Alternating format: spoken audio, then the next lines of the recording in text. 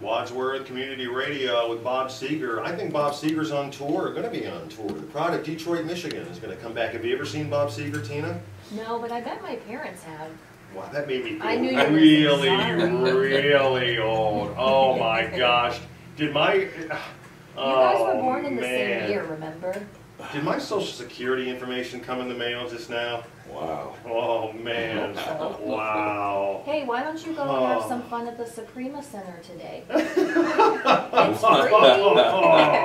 It looks fun. Oh my gosh. I'm about ready to break out a Nehru jacket here in a minute. What? I know, see?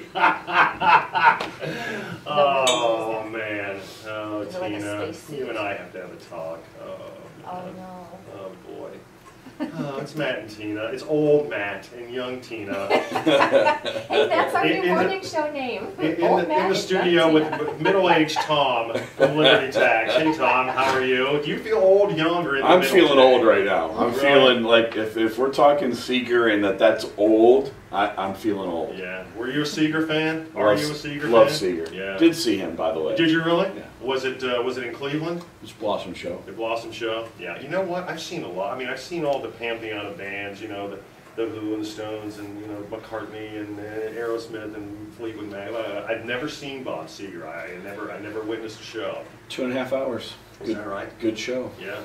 Sounds like about half of what Springsteen shows used to be. You know, in 5 hours, they used to have to kick him off the stage and turn on the house lights just to get him to get off the stage, you know. It is 7:38 here on a Thursday morning, and Tom Stevens from Liberty Tax is here to talk taxes and a couple other things. How have you been doing lately?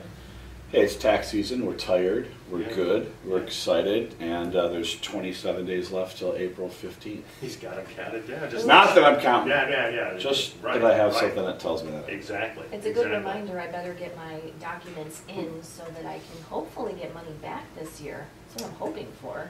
Hey, I have this quick question for you right off the bat, and my wife and I sort of already answered this ourselves, and I'll explain what I mean by that, but tax information from previous years.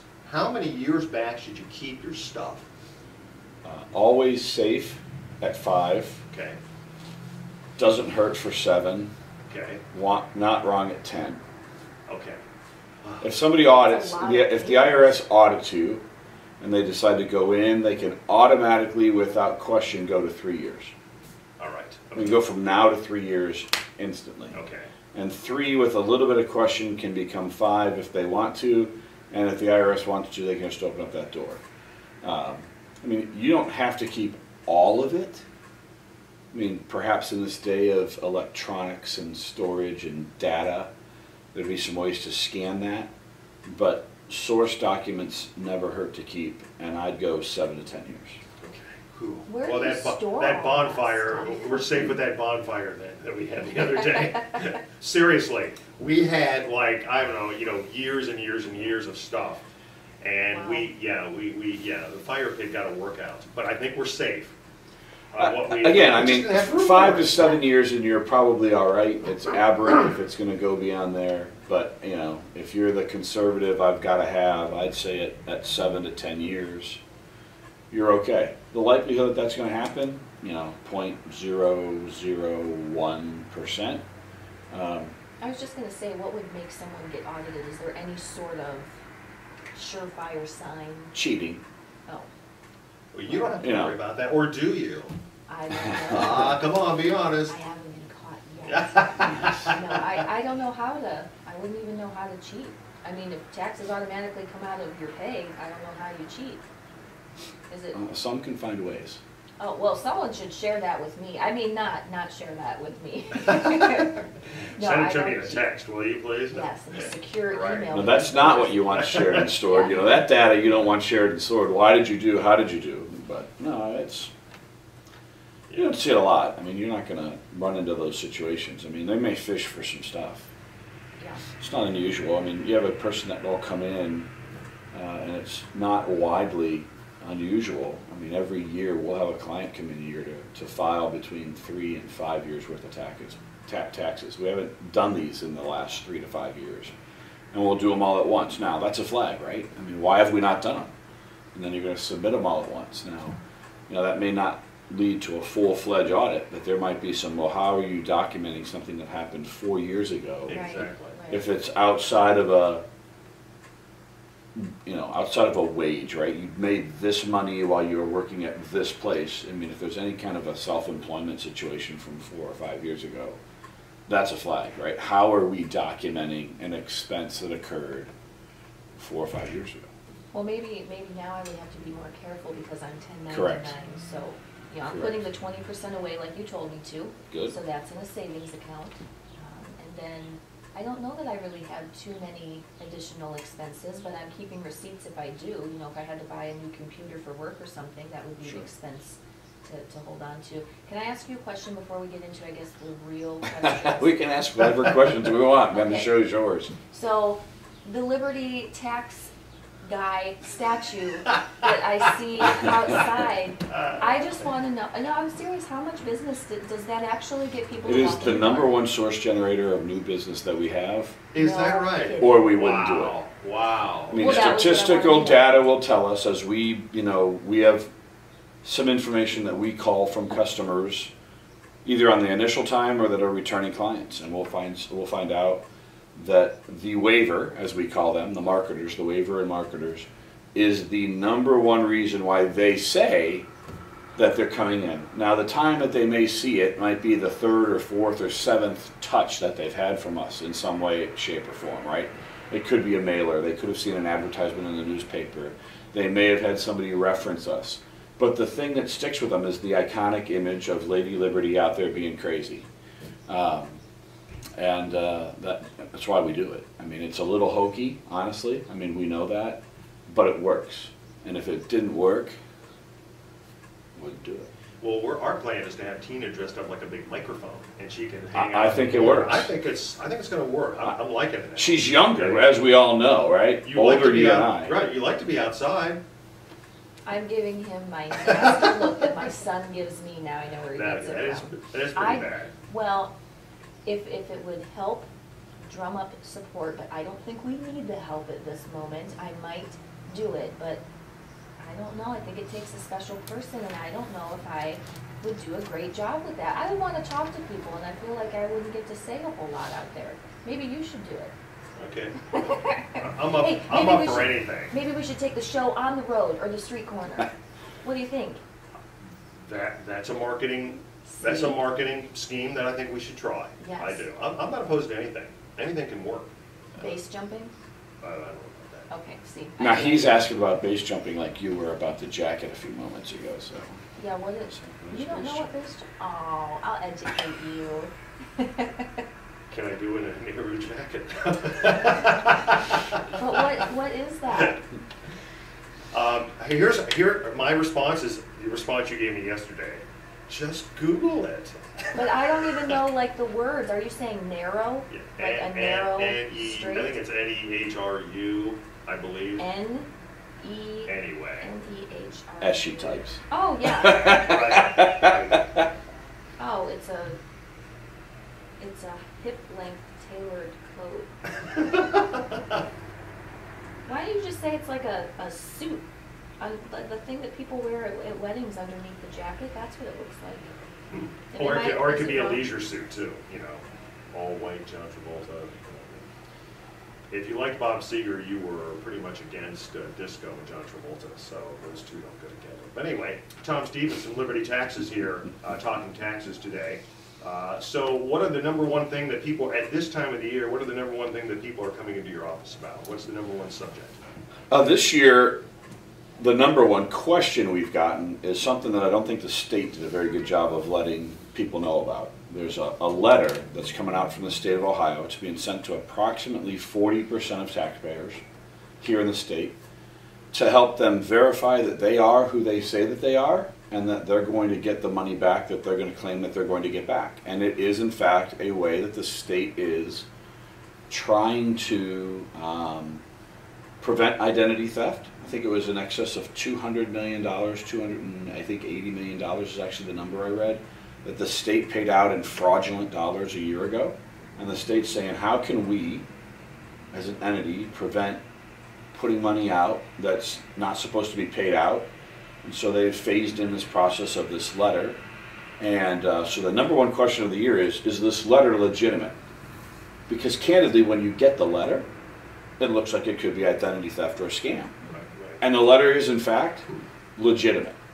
Now, if you have questions about the letter that you may or may not get, like I said, it's going to about 40% of clients. Take it to your tax preparer, take it to your tax professional. But if you prepared that return on your own and you're suddenly getting this letter, you're like, weird. Because I don't think the state did a very good job of letting Joe taxpayer in the state know this is what we're going to do. As a taxpayer in the state, I think it makes perfect sense, right? Whatever we can do to have our state save money, perfect. As a tax professional in the state, poor job of having it communicated to us so that we could let our clients know earlier. We probably really didn't know about the real text of this letter and impact of this letter until late January or early February, when you're already X amount of returns into the season. So we didn't even know to let some of our folks know early in the year that they would get this. Now it's just part of our routine of saying, hey, you may get this item from the state. That is kind of coincidental, because it seems like in the last month, the #1 subject in business sections of newspapers and online have been being mindful of fraud attempts that look like it's coming from the government. It is, I mean, honestly, right, if I didn't know, being in the industry, that this were happening and this letter were to show up in my mailbox, I would find it a scam. I would. And only because we're in the industry and had some inkling of it, although we weren't told implemented for sure. It's, we're going to take some measures to prevent, we had never seen, we had not actually gotten a finite copy of this is what we're going to do. And from what I understand from my clients, this thing's coming in 3 to 4 phases. It could be as simple as register on this website, and then it's going to ask you a couple of individual questions that you should know. And that data could be, hey, you know, the State Department of Taxation's affiliated with the State Department of Transportation. So we can ask you what was the first car you had registered, and you ought to know that, but a thief might not. Right. You know, it's those kind of things, all the way up to and including almost an audit, you know, that would say, send us these actual source documents so that we know that you're legitimate. Exactly. So yeah, you're correct. I mean, it would look like some kind of a fishing expedition or some kind of a scheme. Let me ask you a specific question. Linda from Facebook wants to know. She says, we live in Medina and spouse works in Brunswick. Do we have to pay city taxes in Brunswick and Medina? City taxes are the bane of the tax existence in our world. Now, on a positive note, they pay many good things. Roads, you know, upkeep, etc.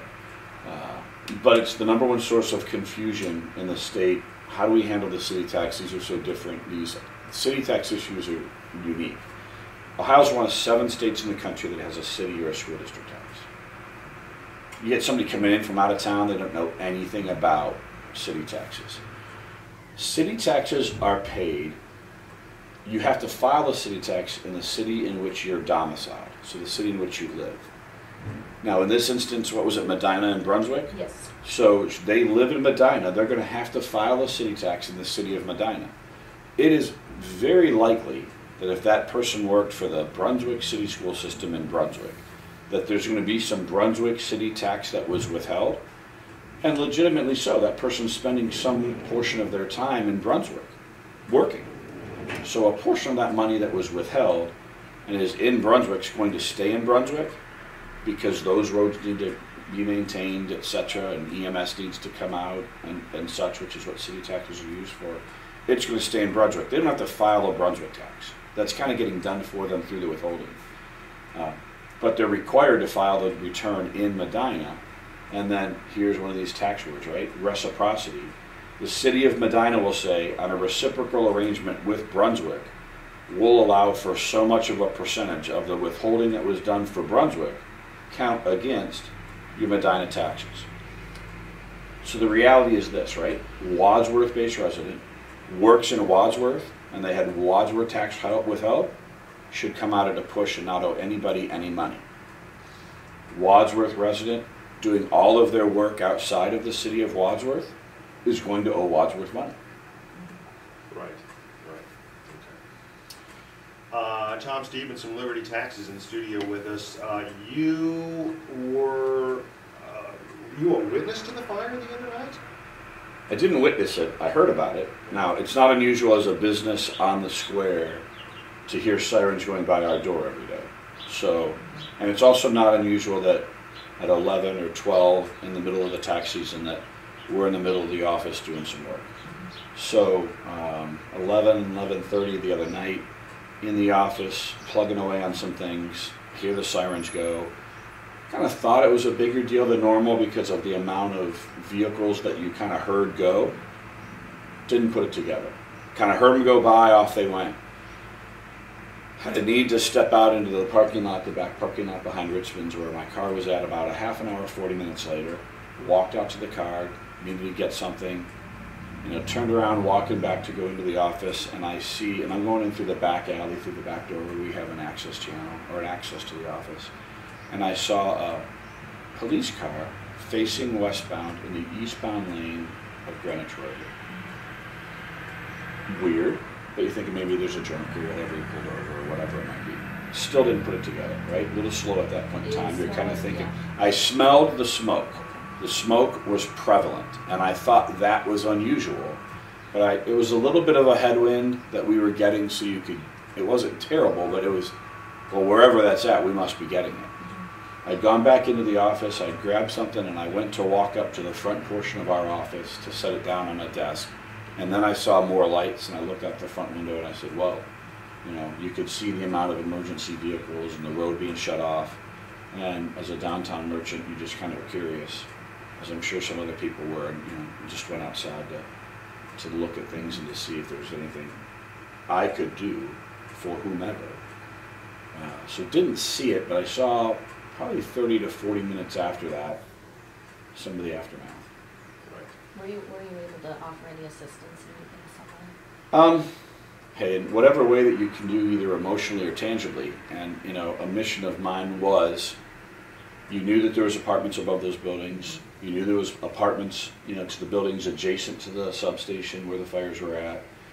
And you, at least early in the process, knew who the people were, had an idea who the people were that were displaced, and who the people were that were just beginning to hang on. And that look of shock or awe or whatever, and I found a couple of folks, a young family and a single woman, who were just sitting there just watching, and my gut said, there are folks that need some help. And my single question to them was, are you okay? Were you displaced, and are you okay? Yes. Is there anything I can do to help? My office is a half a block from here. Can we help you at all? They had a young kid, probably 3 or 4 years old, kind of wrapped up in a very light jacket. And one of the people was, it was midnight, right? One of them was in bed, so they had some shorts on as their night gear. And do you have any blankets? So then one asked us, well, do you need any water or something to eat? So the man from the family came with me back to the office, and we got a case of water. Grabbed 3 or 4 or 5 blankets, whatever we needed, and took that back out to them immediately. There's beginning to become some more folks just linger and hang on, but my mission was to find out who here needs help, and those are the 4 or 5 folks that I really centered on and said, I'm going to keep coming back and checking on these ones, because after a while you didn't know who was there. I popped into Domino's and said, hey, are you feeding any of these folks? Need some money to help pay for any of this stuff? That kind of thing. And it's, I'm not doing that to say, hey, look at us, look how great we were. My mission was, I'm a downtown merchant, and that could be my building and my business right now. That's true. So what can we do to help out? These buildings are 100 years old. This could be very real, and that could be somebody that I know. So it was just more of a civic duty. We're here downtown. How can we help? What's a tangible way to do that? And I think eventually I took them back out. I know eventually I took them back out, like a box of Pop-Tarts and a box of cereal, because they had no idea when they were getting back in the house. Right. They were told it was going to be at least 6 to 10 hours Right. before they could get back in their apartments. Downtown Wadsworth, helping downtown Wadsworth. That was cool of you. Yeah, I was just going to say that it's just another aspect that makes Wadsworth so close-knit. strangers care about strangers, because when you live here, you're really family and not, you know, people who don't know each other. So really cool that you were able to help. Yeah, I mean, you're not looking for fame, right? You're not looking for Right. anything other than you need help. Right. You know, it was, do you need a warm place to be? My office is half a block up the street. Do you need to make phone calls? Mm-hmm. I've got a dozen phones in my office. Do you need to call whomever to figure out what you're going to do tonight? You know, if we'd have gotten to it and I did offer, do they need a place to sleep? I mean, I have a bed in the basement. I mean, not that I'm using that, but what did they need? I could only imagine putting myself in their shoes. You know, you get the knock from the cop at 11:20 or whatever time that all went down, and the next thing you know, you're running outside saying, wow, you know, there's everything happening. And for me, it was then you get the adrenaline pumping, and I was up much later that night than I normally am. I mean, 3 or 4 in the morning by the time you're doing your final checks and saying, all right, I need to dial, I need to really pull back. But 3 or 4 in the morning is nothing to a person then that was displaced and wasn't sure where they were sleeping or what all was going on. Exactly. And I concur with you, Tina. I mean, it's Wadsworth helping Wadsworth, which is really what makes the town beautiful. And if we contributed in any way, great. And if, you know, I don't need or want nor deserve any recognition for that, it's doing the right thing because the right thing needed to be done. Right. Still good people. in That's this world. right. Well, we appreciate that. Appreciate what you did. Appreciate you coming on the show this morning. Sure. Thanks very much. Tom Stevens from Liberty Tax Service here in downtown Wadsworth. Gorgeous downtown Wadsworth, Ohio, I might add. In more ways than That's just right. weather. That's right. With the sun popping up and Matt and Tina in the morning, hang tight. Right after this, we'll take a check of the news and the weather and everything else here with Matt and Tina on the morning show and Wham on Wadsworth Community Radio. This is Tina's, right? I know this song. Tina's area. A little bit more? Yeah.